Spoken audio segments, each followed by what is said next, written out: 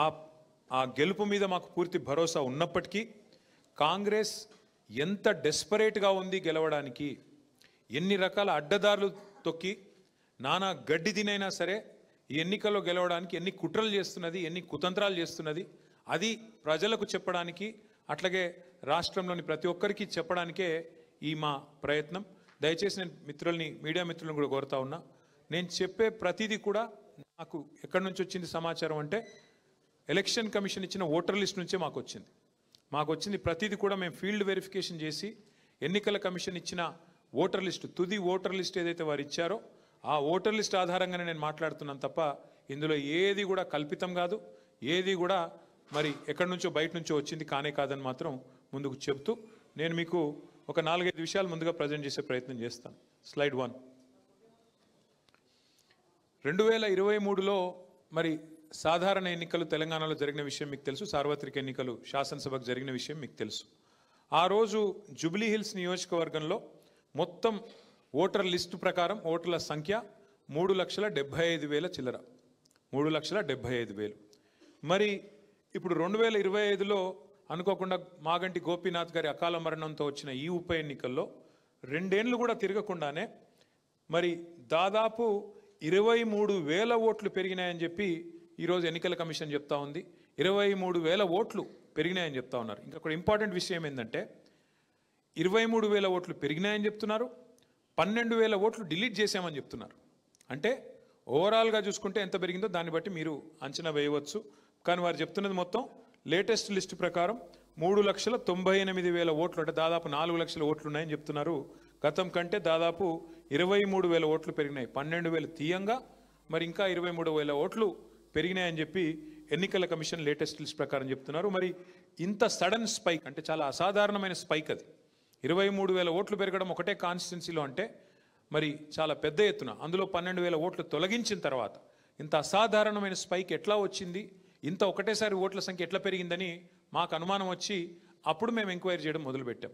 దానిలో మాకు ఏవేవైతే విషయాలు దొరికినాయో అవన్నీ కూడా మీతో చెప్పే ప్రయత్నం నేను చేస్తాను. What we are trying to show here to all of you is in the assembly elections in 2023, the total voter list, the total voters as per the list published by the election commission was about 3.75 lakhs in one constituency, that is Jubilee Hills. And in the latest by-elections, as per the recent draft which has been published by Election Commission of India, the total votes have all of a sudden shot up to 3,98,000. Now this is despite removal of about 12,000 votes. So that means almost 23,000 plus 12,000, and 35,000 is effective incremental growth or sudden spike of growth in the total voter list is what we've learned. When we saw this, we were surprised. So therefore we started digging. We have very strong network of booth in charges. We have very strong leadership on the grassroots. So they started going door to door and house to house. That's when we found out a lot of abnormalities and anomalies, which is what I'm trying to point out to you right now. Next slide. So this is the Congress candidate who's been announced recently. This gentleman has openly, unabashedly, in front of the media, in full glare of the media, has conducted this program called Voter Cards Distribution. Now, who is he? This is the job of Election Commission. This is the job of government. I mean, technically not even government. This is the job of Election Commission.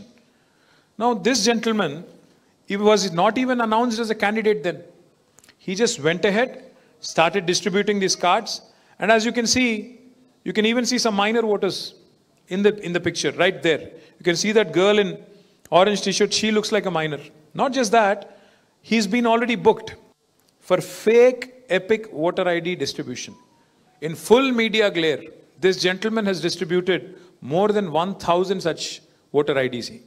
ఆయన Congress party నాయకుడు, ఆయన ఇష్టానుసారంగా అసలు ఆయనకి ఎవరు అధికారం ఇచ్చారు, అందులో మహేష్ కుమార్ గౌడ్ గారు, రేవంత్ రెడ్డి గారికి, రాహుల్ గాంధీకి ఓటర్ ఐడితో ఏం సంబంధం, డిస్ట్రిబ్యూషన్తో కాంగ్రెస్ పార్టీకి ఏం సంబంధం, ఆయన ఇష్టం వచ్చినట్టుగా ఓటర్ ఐడి డిస్ట్రిబ్యూషన్ అని పెట్టుకొని అక్కడ మీరు చూస్తే ఆ ఓటర్లందరినీ కూడా పిలుచుకొని మరి వాళ్ళు ఓటర్లా, ఫేక్ ఓటర్లా,